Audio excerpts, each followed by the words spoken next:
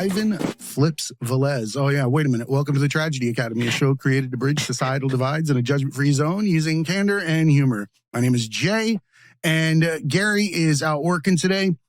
We are joined by Ivan Flipz Velez, a legendary b-boy, TV host, and international breakdance judge, pioneering figure in the breakdance community. I have been so excited to get you on here. How you doing today, man? Flipz. I am excited. Yes, I'm super excited. As you can see, I'm ready to take on the world. Dude, I can feel your energy. Like that every day. I can definitely feel your energy every day. It's kind of crazy. It's a vibe. It is a vibe, but you get what you put out. Everything starts from within. We are our own creator. And when I was looking through your career, and I'm going to give you a chance to kind of talk about, where you come from, but I want to give you some accolades up front that you aren't letting life live you, you're living life. And that's very apparent in your path. And I want you to know that everybody needs that type of person in their life. And you're setting the standard for other people to live by. So I appreciate that. And I appreciate what you've done to date. Why don't you go ahead and tell everybody who you are, where you come from? Oh, man, I'm excited. I'm going to explode. My name is Ivan Flipz Velez. My birth name is Ivan Omar Velez. I was born in Mayagüez, Puerto Rico, so I speak Spanish. I'll go in and out of it every so often. He just stole everybody's significant other right there. He's a award-winning break dancer with an accent like that. I'm going to make sure my wife doesn't come near the studio during this interview. That was smooth, my God, man. That's awesome. Thanks, you switched in and out so well. Yeah, it's my first language, and I feel like it's my duty as a proud Puerto Rican and Latino to just continue to use it. It's a tool, language. Besides dance, I believe that dance is a universal language. Once you're on the dance floor, if you've ever seen dancers communicate, it's through movement.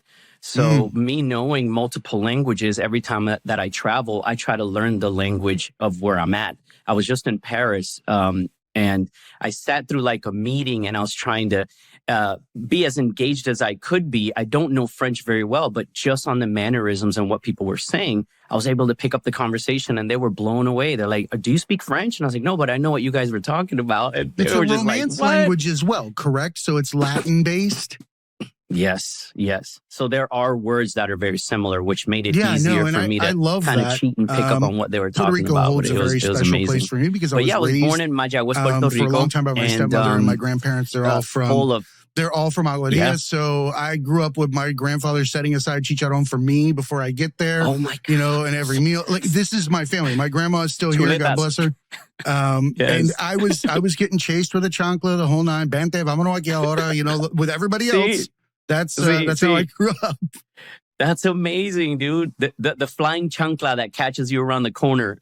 That's awesome. But yeah, and growing up in Puerto Rico, you're raised around music and the culture of just dance, plena, bachata, merengue, salsa, all of it. Even on Sundays, every Sunday when we're cleaning, we'd come home from church, la iglesia, and then you start listening to the music and you see your mom, in the kitchen with the broom, just kind of dancing. And it had an impact on me that I couldn't relate to and talk about until I was about 15. And I found hip hop and breaking.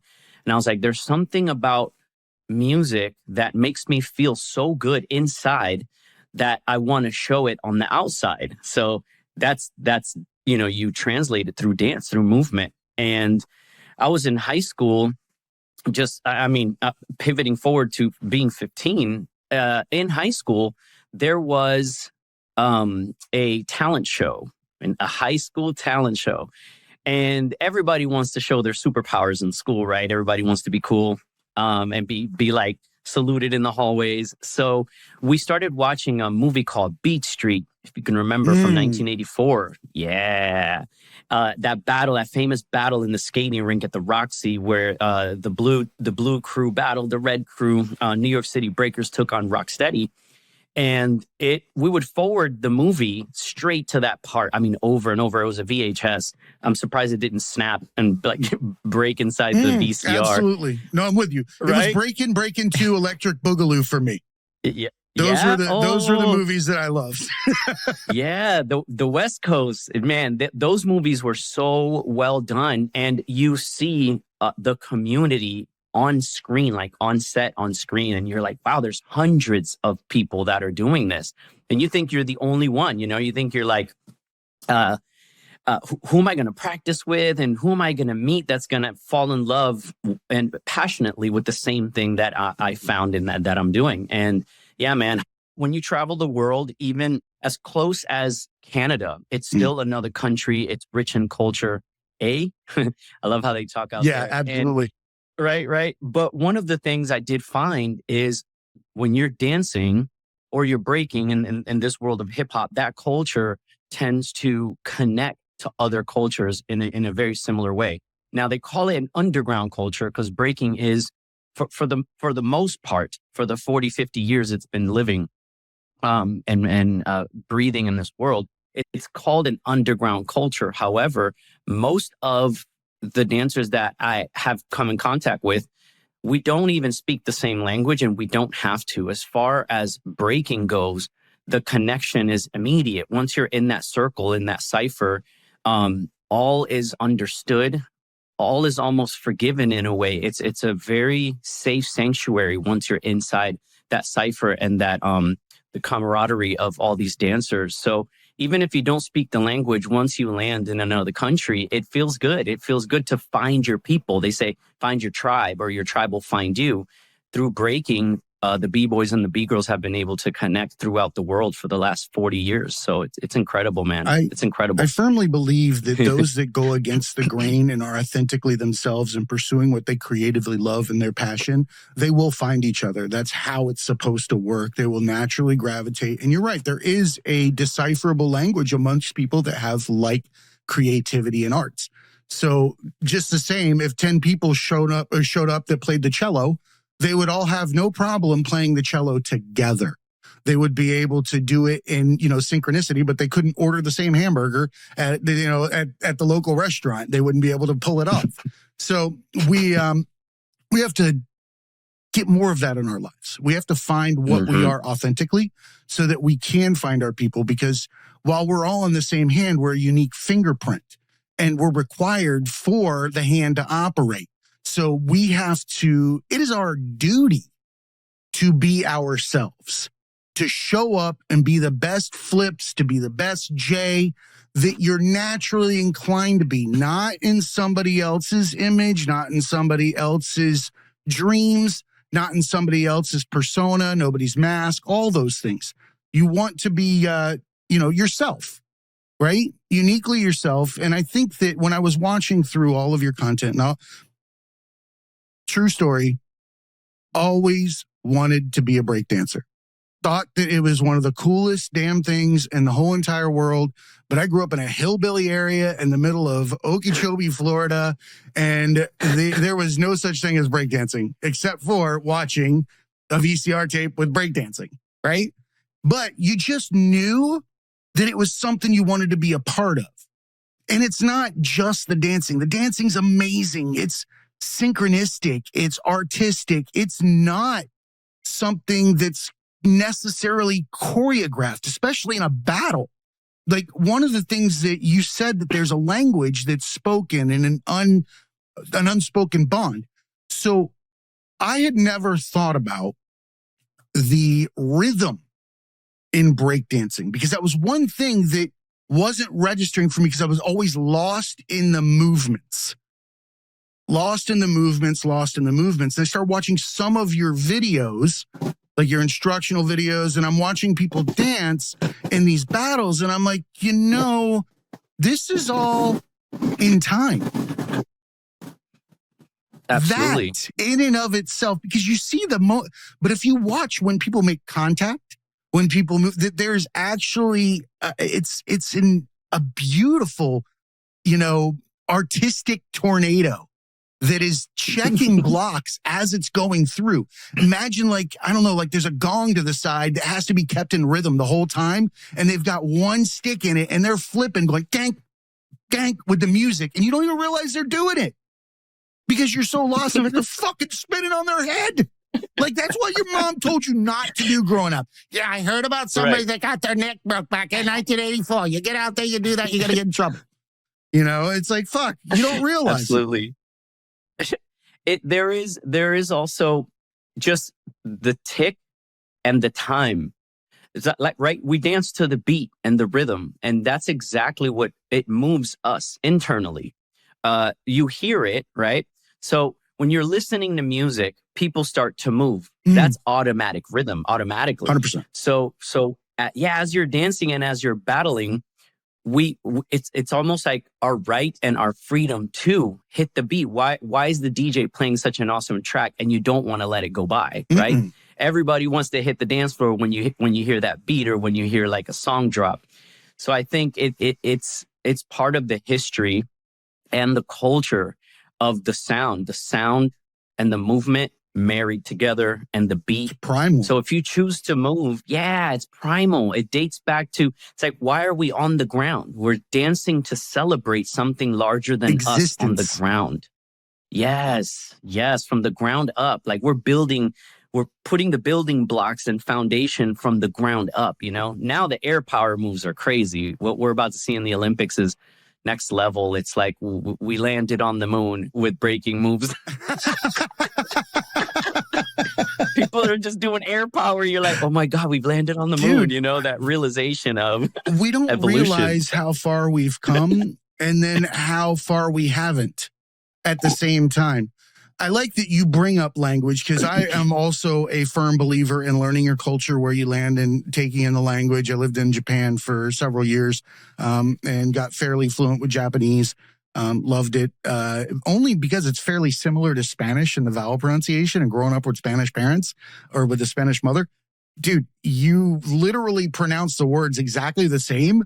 It's all the same. It's just their language. So it wasn't hard to necessarily pick up. But when we're talking about language is to me one of the first dividers because of the arrogance of believing that you have the capability to explain a thought or feeling of another person's culture with your words, and that theirs may have the same weight when in reality, they don't. They mean two completely different feelings. You're just trying to find the closest one to your culture's understanding. There is, but you have to be in language and in culture, and how you view the world, word. And understand that you may not have placed a name on a feeling or a bond between a family member or whatever it is that is utilized in that language.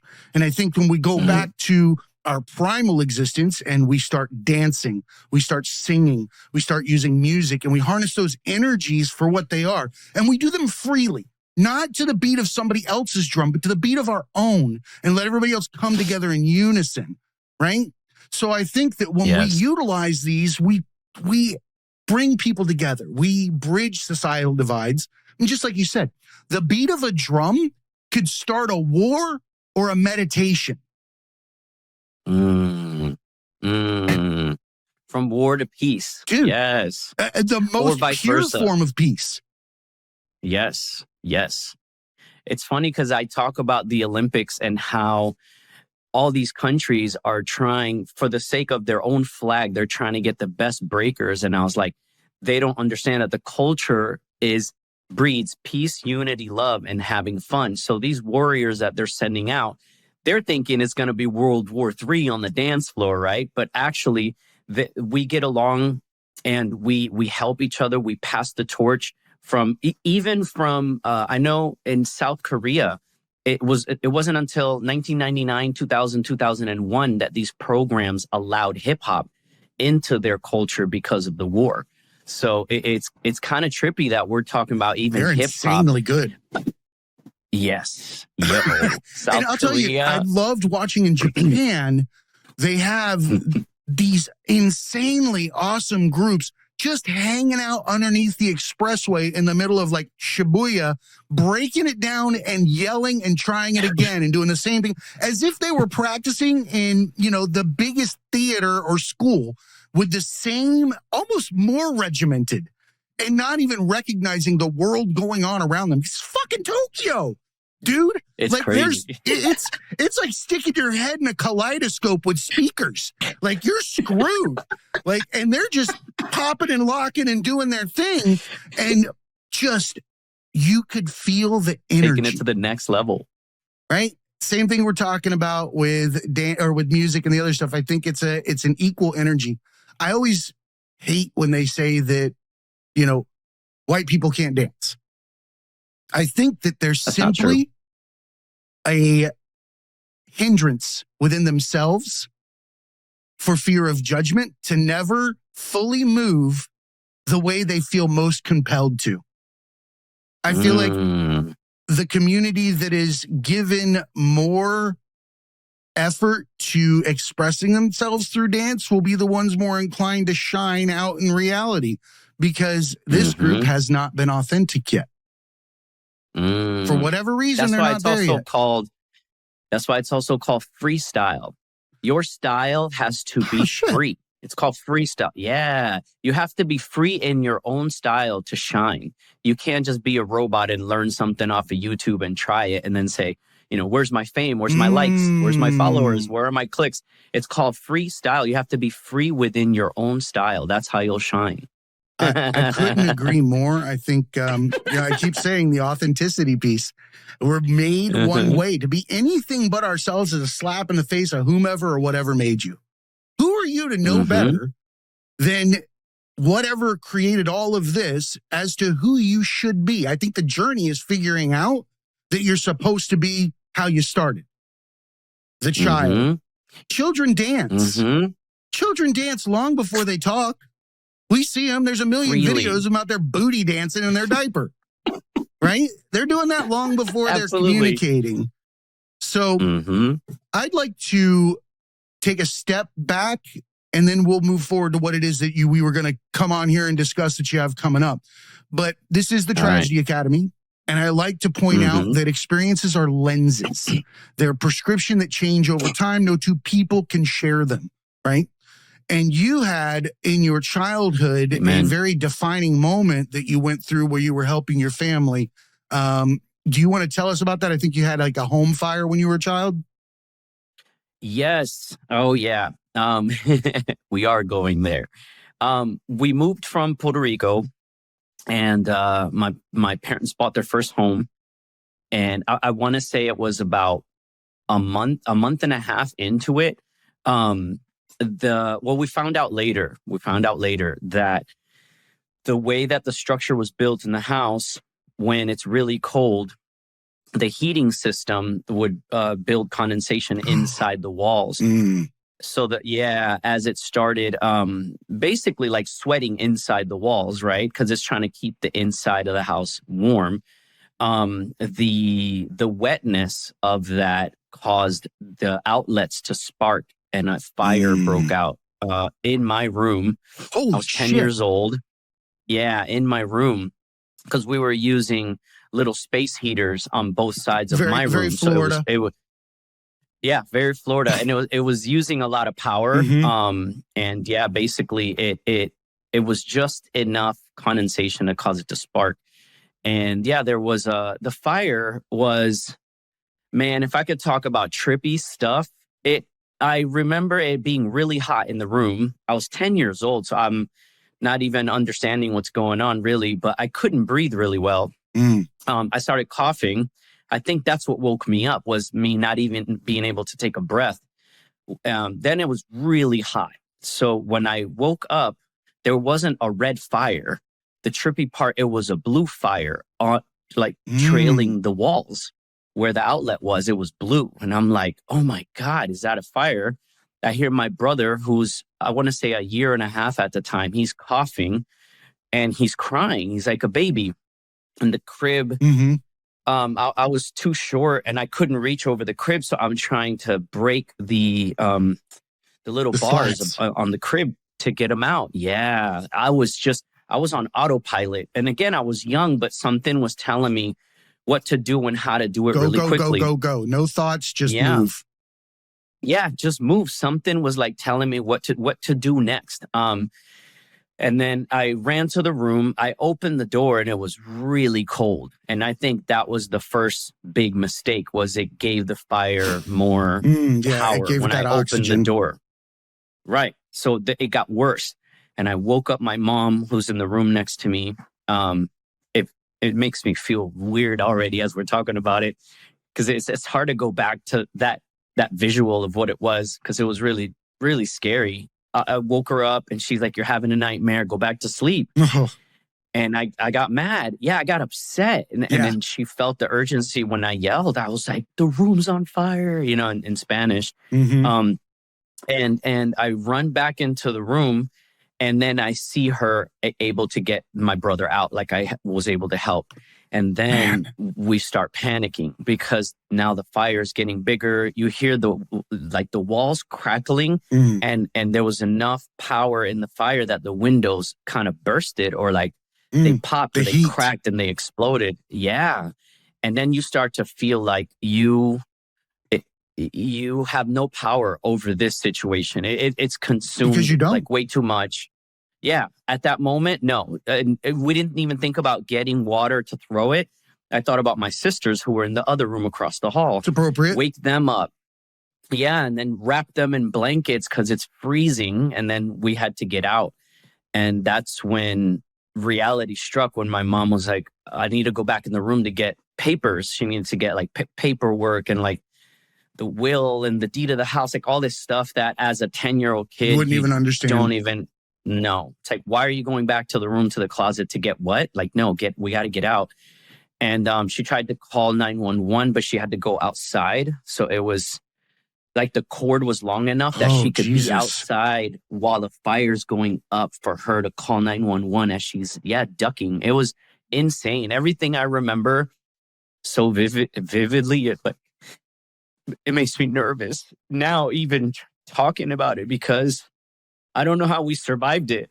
It's just everybody had to do what they had to do immediately, or we weren't going to get out of there, And it's hard to talk about it because nobody brings that up. And I based my career and my success has come from something so deeply rooted when I was 10 years old, But it's very clear when you use the lens of tragedy and success. A lot of times we have those pivotal moments, and thank you so much for your strength and vulnerability. It's never easy to recall moments like this.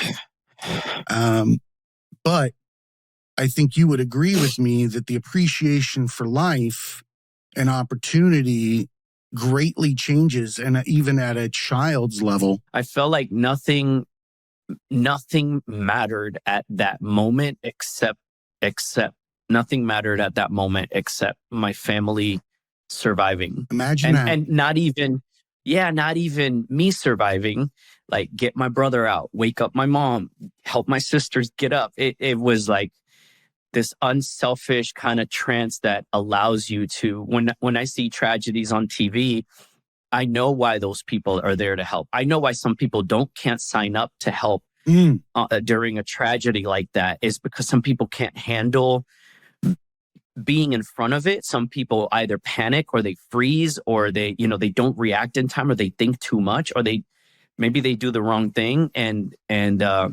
speaking of tragedies, there are certain individuals I felt, even at a young age, that are kind of chosen or called to be placed in that they're like vessels or like a tool to help others. And it doesn't matter how old you are. Yeah, it doesn't matter how old you are. If you're put in that predicament and you take yourself out, you're able to take your ego or yourself out of what you would normally think you would do and just do. Yeah, so you would. I was in the military for better part of a decade, and I was a military police officer.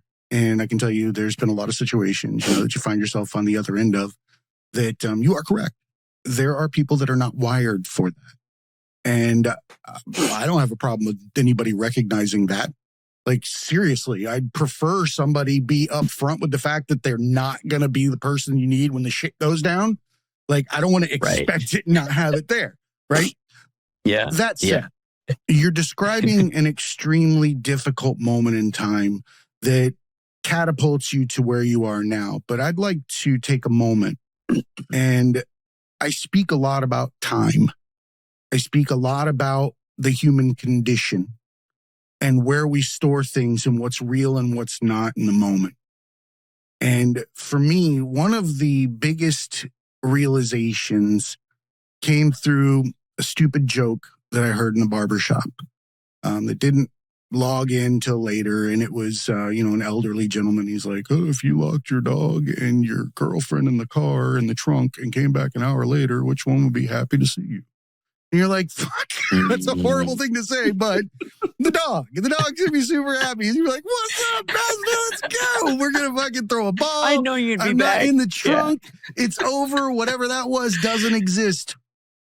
The person in the trunk? Right.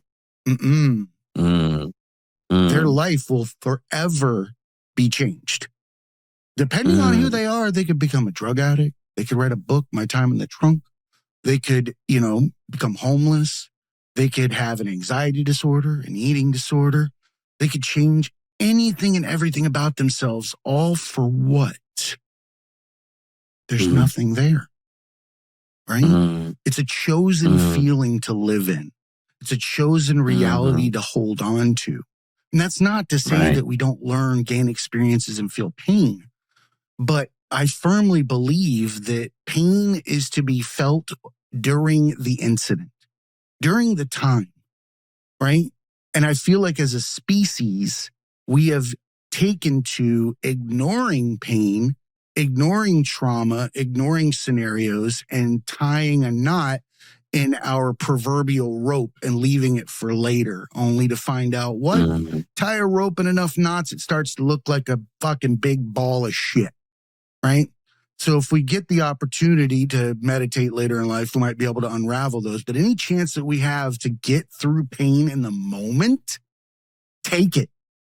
It sucks, but nobody wants their fucking vegetables the next morning because they didn't eat them that night. Their parents put them in the fridge. Think they're going to get better? No. They get older, they get grosser. Might as well eat them while they sibby suck. At least they're warm. Right. Right. I like metaphors. I like anecdotes, analogies. You'll find that out. I love it. Keep them coming. But you turned this into something else. You're on here because you're a famous breakdancer. You set the stage in so many ways, pioneered so many different things. But on the side, you still have your own philanthropic activities. Can you tell us about Footprints? Yes, the fire was the seed to Footprints. I call it Footprints with a Z, like Flipz with a Z. Love it. Leave your mark. And I believe every human being, from the moment you start to remember, from the moment you start living life to the fullest, you should leave your mark. You should pass the torch to someone else. So the fire, people started giving us clothes and shoes. Some of it would fit, some of it wouldn't fit. But it's the thought behind the fact that our neighbors knew we had gone through such a tragedy that the community started to try to help, right? And that left a footprint immediately in my life. I said to myself, whenever I make it big, whenever, and not if, I was like, whenever I make it, when I make it, I'm going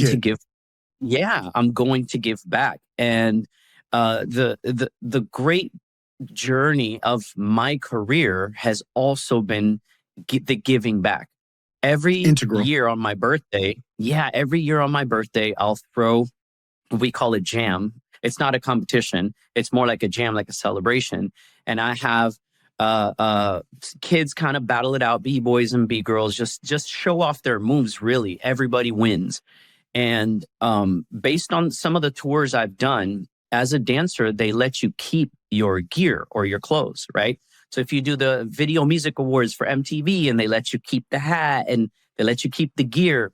What ends up happening is you have like this museum of all your cool stuff, right? And you have stories with that. Like I rocked this jacket on the Janet Jackson tour, you know, Dude, and that's I awesome. wore these shoes. Yeah, for LL Cool J, we used the Adidas shell toes. Your career is insane.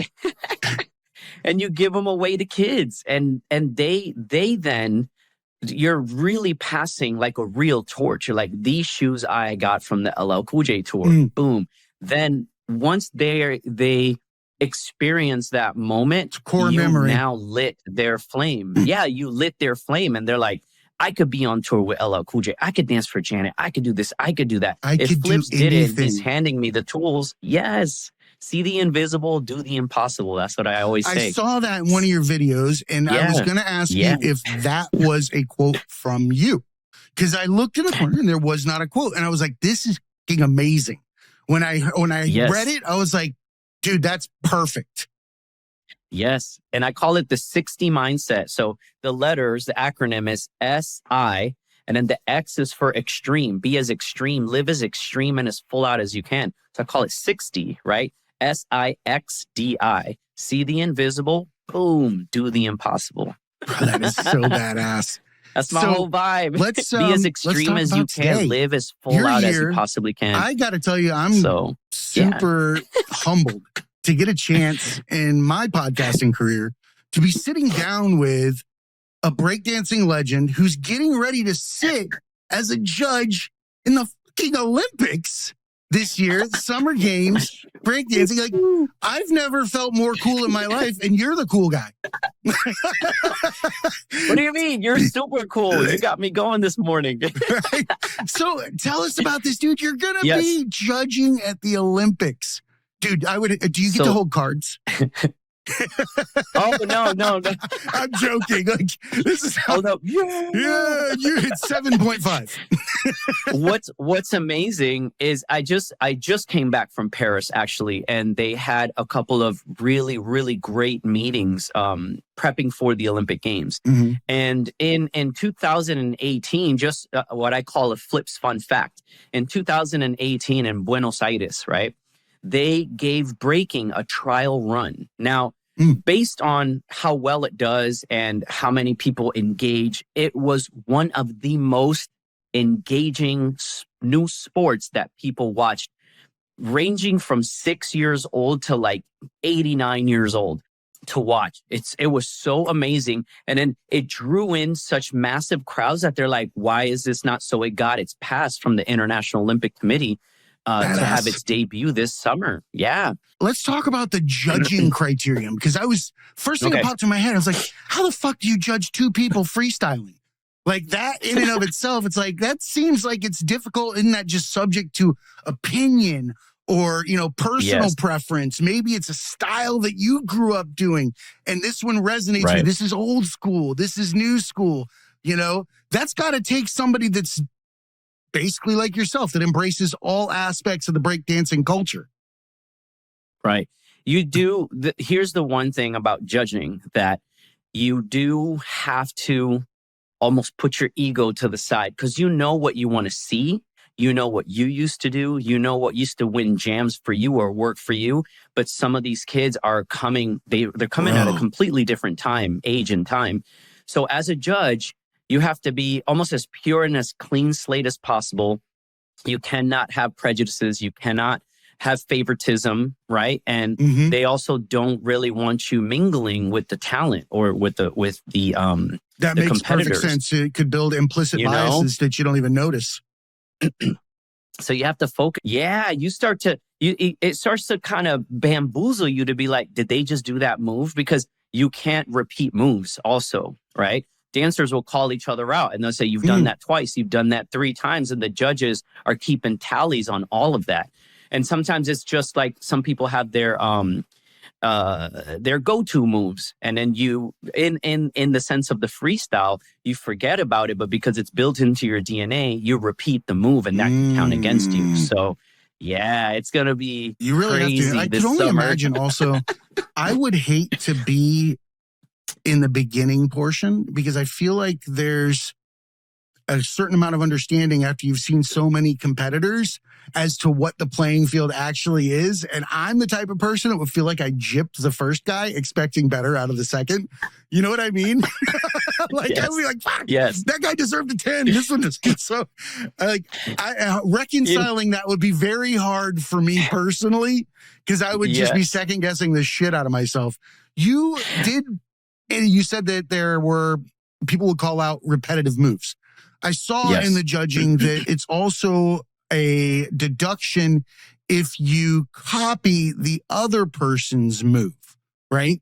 But I have a question because breakdancing is all about challenges. It's all about the unspoken conversation between two battlers. And we've all seen and know that you can diss the shit out of somebody by taking something that they did, making it yours, and then doing an extra piece of difficulty on top of it to show them you didn't even come to the show. Is that considered repeating someone's move? Here's a Flipz fun fact, especially when I'm judging, right? So I'll put myself on the hot seat again. When you do someone else's move, it's called biting. When you do someone else's move and you flip it and innovate it, you do get props for that and you do get points for that. So you're absolutely right in that predicament. Yes. Points. Kudos. You heard it here, guys. You heard it here, guys. Because one thing, I mean, I'm seriously. one thing is. Go ahead. Yeah, one thing is biting the move, and you know when you're a biter because from beginning to end, your set is exactly a carbon copy of someone that has made that move either famous or known, or it has surfaced to have been flipped, right? So if you're doing a move from the 80s, a lot of moves have been done before, but if you're doing a move from the 80s, and you spun it, right? You flipped it into the 90s with a different kind of combination in and out of it. Then in 2024, now the day we're living in, if a 6 or a 9-year-old kid has flipped the script on that move, they're going to get kudos for that. Absolutely. Because all the judges, we've been in the seat for a minute.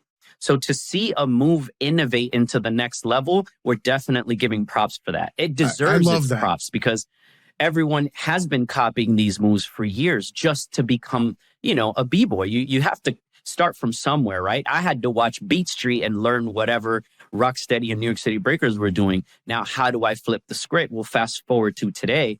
That is the number one agenda in any b-boy is take the fundamentals and the foundation of what you learn, take the scripture and write your own path, write your own chapter, write your own story. And then put it out on the dance floor. Everybody gets the ingredients. Like, make your own meal, dude. Make your own soup. Yes. Don't fucking sit here and everybody make beef stew. That's boring as shit. You're going to want to punch the bowl by the end of the week. I want you to bring me some gumbo, bring me some vegetable soup, bring me some chicken tortilla soup over here. Like, I want that kind of shit. I don't want everybody in there just spinning on their head. Like, if everybody's spinning on their head, you look like a car wash. You don't look like you're fucking breaking, right? Right. So everyone looks like carbon copies. It gets boring. Exactly. Absolutely. But I feel like, that's the easiest thing to see. And they won't even be at the level of what you're looking at during this competition. Because I feel like you're not going to make it to the Olympic level if you're being inauthentic. Like, these are people that have really dedicated themselves to something and they've made that commitment to their persona and love themselves enough to stand out there and do what other people used to call BS, nonsense. You're going to get a staple in your hand, spinning on that box, you dumbass, yada, yada, yada, right? Right. But now they're watching art become a larger part of a canvas. I feel like breaking where you came from was drawing the pupil of what was the Mona Lisa now. And nobody can appreciate the pupil. Nobody can appreciate the ear, as an individual piece of painting. But when you finish it and it paints a picture of diversity and inclusion and artistic expression and exception, I feel like breakdancing is punk rock. Punk rock loves everybody. It's always been that kind of crew. it's always the groups that you want to be a part of, but you think it's too cool. But in reality, the reason why everybody in that group is smiling is because nobody is judging the other. It's actually a safe space. I don't think there's a lot of safe spaces in the world now that are outside of the bathroom and, TikTok. I don't think there's anywhere else.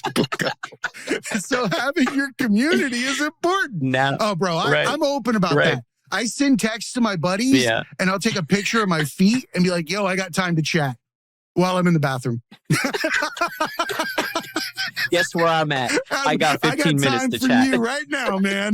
I got a quick 10. 4 years ago, I said, I'm going to be me unapologetically, but I'm going to try to do good things and see what good things happen.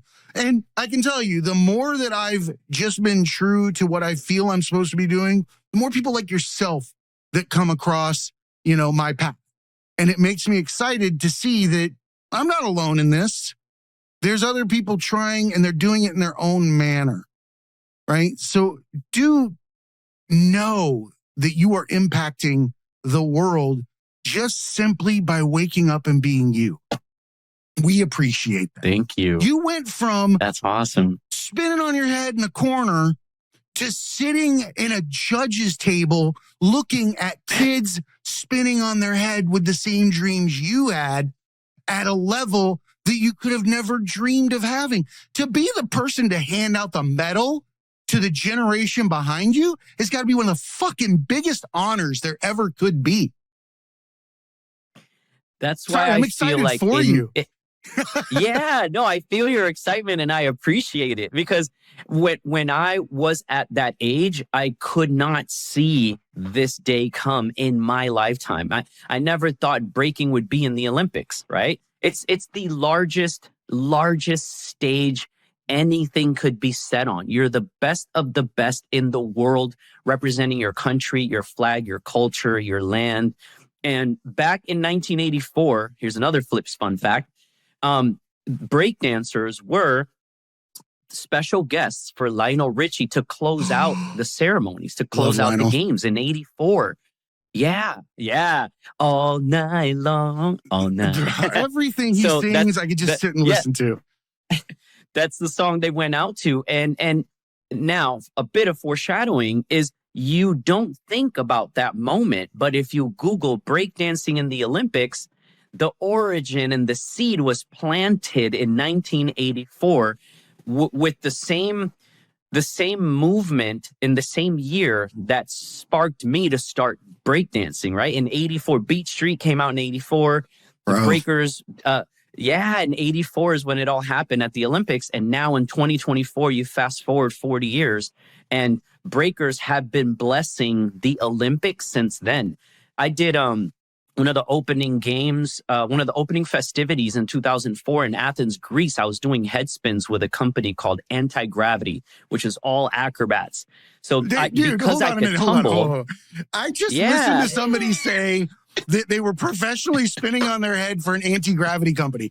That doesn't happen in someone's life. So I just want to pause for a moment on that. That's some wild ass shit.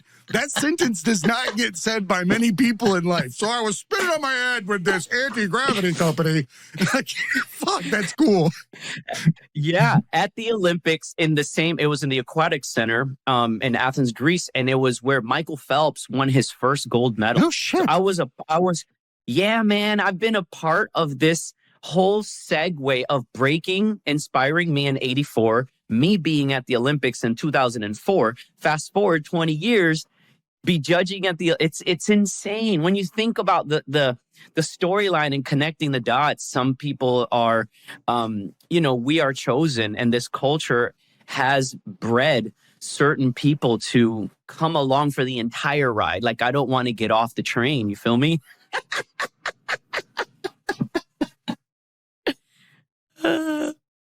Imagine looking back on your path, right? If you were walking down a braid, you would, and only able to see the one line you were on until you got to the end. And then you looked back and saw all those crisscross touch points. you would start to realize that you were all headed towards the end the whole time. You weren't even given the option to be out here in the left wing. You've always been every turn attached to the same exact path, just crossing itself back and forth. I honestly feel like we're meeting ourselves. I think that reality is a way of simply meeting different characters or energies that represent you as a whole from different perspectives. I think that's why you're supposed to treat everybody with kindness. Like, who wants to step on their own toe? Like, that's stupid, right? Humans fucking with humans is cancer inside of what is a greater species. Yep. Amen. That is true. I love that you say crossing back over. You're still on the same track. You're just crossing over. And then people use that thing, don't burn any bridges, because you never know. And along the way, I noticed all of the important people that I met, all of the people that I didn't think would be important. I treated them all with respect. I treated them all kind. I treated them all as if they were my brothers or my sisters, because you never know when you need an ally. And then at the end of that long road, you're still intertwined with all of them. Some of them are producers now. Some of them are directors. Some of them are, friends and family members. But if throughout my journey, I had canceled out any of them or I had burned any bridges, at this point in my life, I would have seen how they could have helped me or how I could have helped them, It's amazing. Just to live a better life. And a rock in the pond. Those ripples will last forever so long as there's not a shore. They don't go away. Yes. And you have to realize that there's some weight to your actions. I'd like to say, dude, I want to point out that you can be a piece of shit your entire life and not be a piece of shit starting today. It's that easy. It's that flexible. It's that forgivable. All of the issues are held in the eyes that are looking at you, not yourself. You don't have to be what you were yesterday under any circumstances. So I'm not fucking standing up here saying like, oh, I've led this great life where I want to give back and blah, blah, blah, blah, blah. Fuck that. I've been different characters throughout my life that have been pieces of shit, that have been great people, that have helped people, that have, been. All I don't want to be is someone's origin story. Like, as long as I can not be an origin story for some fucking villain, I'm okay, right? Just get up every day, try to do the right thing. When we first started talking, we started the conversation, you said that you were grateful for today. You said that you jump up every day and that you're excited about it. I think that's what it was. Yeah. I think that that's the cornerstone to starting that path that I'm describing, no matter what your past is. It's first foot on the ground, thanks, second foot on the ground, you, right? And get moving through the day. When you start to look at things at a smaller or more granular level, you get to see the pain, the sweat, and the tears that go into the smallest things that we're looking at. This thing from Yellow Tech is a stupid little cap that goes on my mic stand. But you can bet somebody may or may not have gotten a promotion, may have went home to their wife crying that they finally figured out how that fourth angle brought that together and they were going to be the one to get this to roll out for the next big endeavor, right? How can we not be grateful for somebody that's done something like that? Right? So for me, absolutely, it's gratitude. Gratitude is a cornerstone for being able to affect change. Because if you're not satisfied with yourself, how the fuck are you going to be satisfied with anything else? And how do you expect anybody to be satisfied with you? You already proved you're not worth loving. Exactly. That's exactly right. You might as well be just wearing a shirt that says, I smell. It's the yin and yang. I see the sign behind you, but it's the yin and yang of life. It's that balance. You can wake up upset that yesterday was not good, but guess what? It's already tomorrow. So why are you upset? Does that make sense? You just woke 100%. Up. It's tomorrow. So so reset, regroup, reset, and give it a go, And if you dwell too much on something that was bad, you start to get into this cycle. It's like a vicious cycle of like, well, yesterday wasn't good. Well, this didn't happen. Well, right. And then every day now becomes like, what's Tom Cruise's movie? Bullshit. Where he has to die every single day and he has to make different decisions every day, but you still die every day. It reminds me of that we could internally, maybe mentally, kill our spirit daily because we're like not satisfied with how the day turned out, and how do you wake up the next day, reset, rejuvenated, and recharged to go again? Sometimes it defeats us and then you turn into this dark person, which you were saying earlier, you could be a bad person and it still gets reconciled once you make the decision to start being good. 100% because now agree. people only see that. Yeah. Now only people see that. They see your light if you're shining. the guy that gives out high fives, nobody's upset to see you. Correct. Right? Like, unless you don't have hands, it's a good day. Nobody's pissed at that guy. Yeah. Right? Although I'd probably be the one to try to high five a guy without a hand. I'm a dumbass. Like, I wouldn't even realize. Oh, no. That said, I mean, you get what you give. If you're smiling when you interact with people, if you're happy, the next time they see you, they're not going to have stink face. They're going to be like, cool. I get a moment where I have to think about the bullshit. And I get to hang out with Flipz. Flipz is going to make me feel good for a while. I don't have to sit here and fucking deal with people that are wearing a mask or pretending to be something they're not.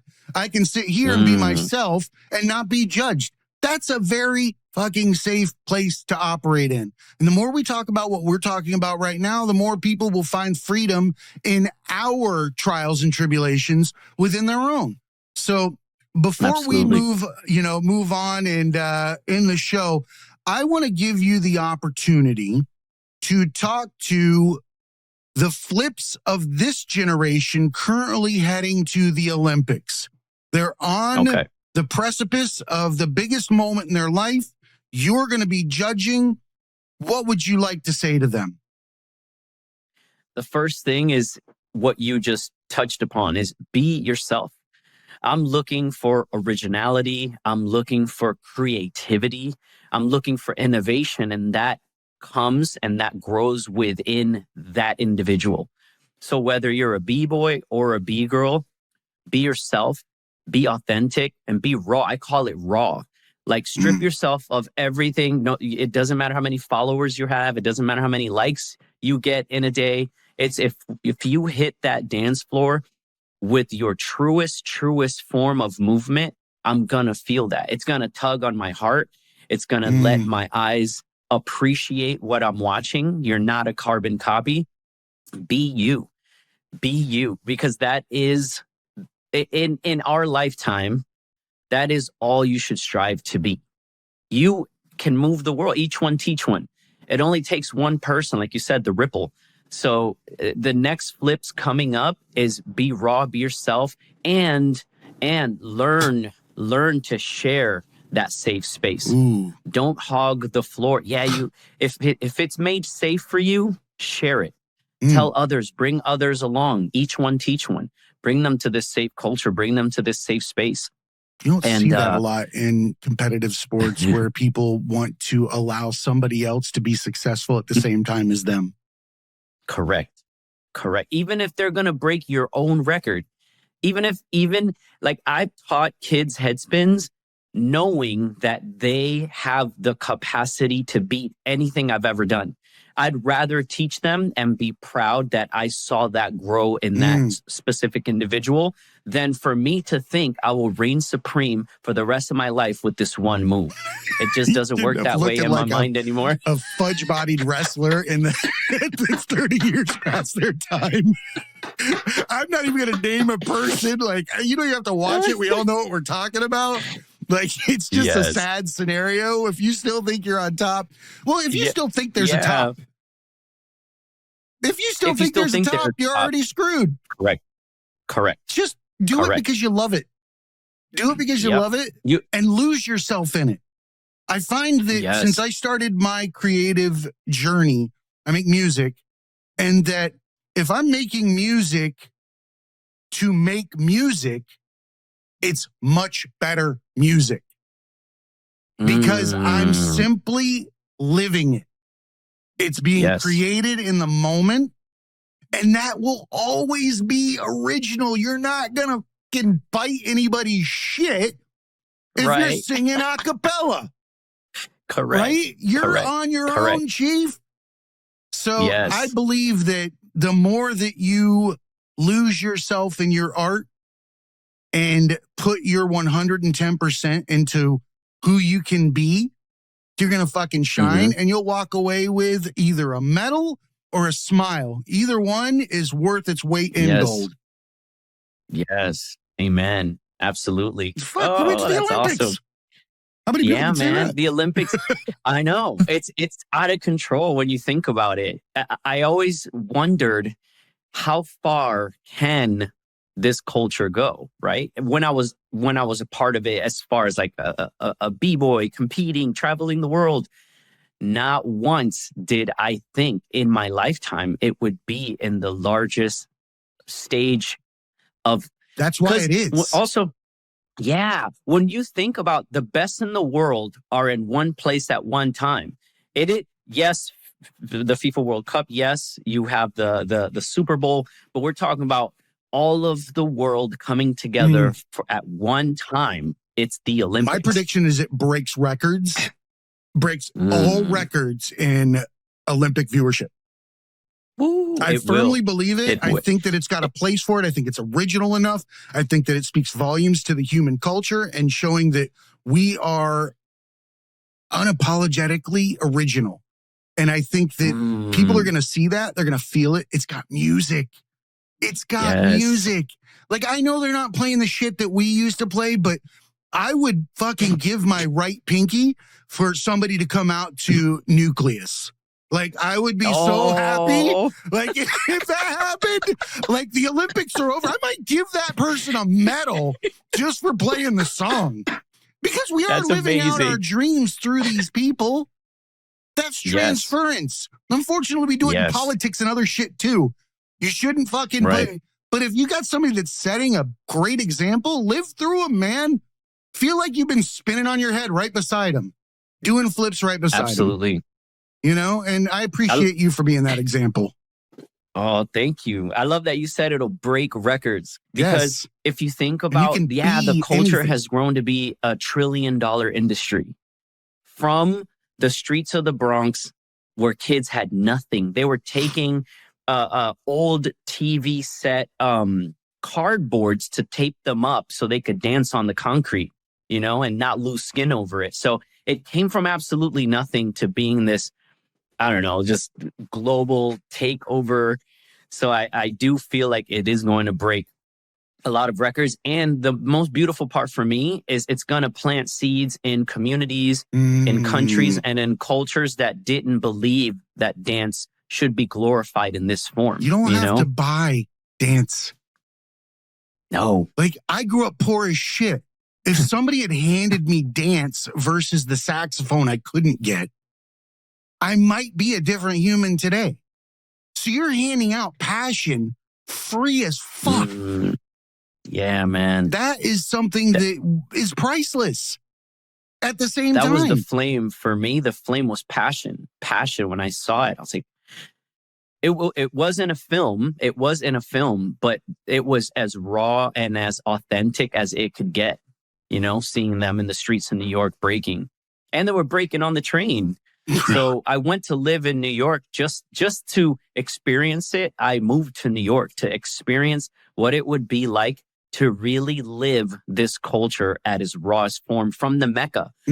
There was a jam called Back to Mecca, and it was taking all of the breakers from New York. It was called Battle of the Boroughs in the Bronx. So when you think about that, you go back to its root, like where it grew from, you know, where it all started. And I felt that in my journey, my Mecca was New York. I had to go to New York. I had to practice with Rocksteady. I had to meet the New York City Breakers.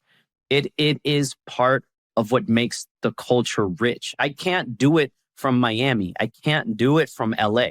You have to do it. You have to start somewhere, and I'd rather start there. So yeah, I moved from Florida to New York and then to LA.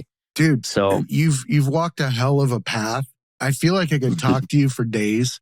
if you don't mind, I'd love to have you back on at a future date. Oh yeah. I think that Yes. I think that the world could learn a lot from your energy and how you approach life. I appreciate Thank you. more than you could ever know, because you're giving me an opportunity to do something really cool in my career right now, and that is to learn from someone that wrote their path. Nobody told you how to get where you are. You did it living your life, and that's an example that all of us could really learn from. I always end the show explaining what a lighthouse is. A lighthouse is something that does not reach out for assistance. A lighthouse stands on its own and it does its job every day, day and night, in the hopes that other people will utilize their actions as a way to guide themselves. You don't have to tell people where to go. You just have to be there so they can see you. Right? So you're a lighthouse. I appreciate you. Oh, you're doing amazing things. You. Is there anything you'd like to wrap up with? I appreciate you. No, I just really want to say to kids, to people that paved the way for me, thank you. And for the kids that are keeping me inspired and are innovating this dance, thank you. I'm super grateful to still be involved, and for all those people to see the invisible and do the impossible.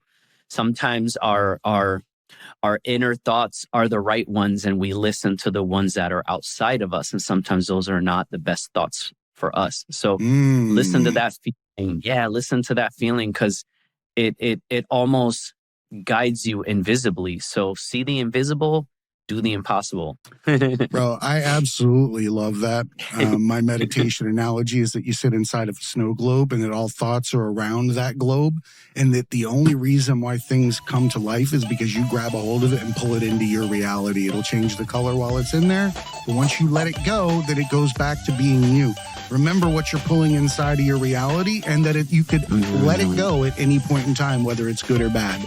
Bro, if this recording does not come together right, I'm going to kill somebody. You'll sign off with that. Right? I appreciate you, man. And remember, everybody, be cool and keep learning. Yes, absolutely. Hang on just one second.